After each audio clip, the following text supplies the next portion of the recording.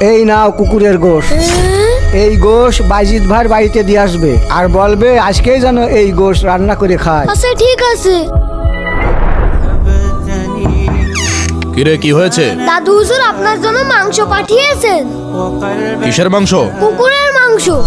তুই জানিস না কুকুরের মাংস খা হারাম? দাদু হুজুরের এত বড় সাহস কোত্থেকে হয় আমার বাড়িতে কুকুরের মাংস পাঠাই? যা এখান থেকে। দাঁড়াও আমিও যাই বুড়োর দিকে আসি।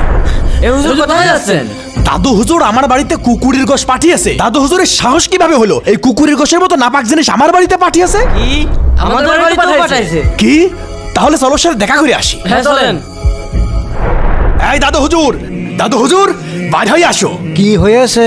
তোমার সাহস কত বড় এই নাপাক জিনিস আমার বাড়িতে পাঠাইছো? তুমি জানো না কুকুরের গোশ খাওয়া হারাম? তুমি যে মুখে এত বড় বড় দাড়ি রেখে রমজান মাসেও সুদি কারবার করো তখন হারাম হয় না? এই কুকুরের গোশ খাওয়া যেমন হারাম, সুদ খাওয়াও সেরকম হারাম। সুদ খেতে ঘৃণা লাগে না, কুকুরের গোশ খেতে ঘৃণা লাগে। তা না হয় বুঝলাম, আমি তো আর সুদ খাইনি। আমার বাড়িতে কুকুরের গোশ পাঠালে লেগে। তুমি সুদ না খেলে কি হবে? তুমি যে ঘুষ খাও, ঘুষ খাওয়া কি হালাল? ঘুষ খেতে ঘৃণা লাগে না, কুকুরের গোশ খেতে ঘৃণা লাগে। সুবিধাবাদ জিন্দাবাদ, তাই না? একটা হারাম মানো আর একটা হারাম মানো না, তা হবে না। সুদ ঘুষ খেতে হলে কুকুরের গোশ তো তোমাদের খাওয়া লাগবে। কুকুরের গোশ যদি না খাও সুদ ঘুষও খাওয়া যাবে না। না এই বুড়ির সাথে তো পারলাম না। চল তো, এই বুড়ো বেশি বুঝে। দাদুরা আমি কি ঠিক বলেছি? কমেন্টে জানিয়ে দাও।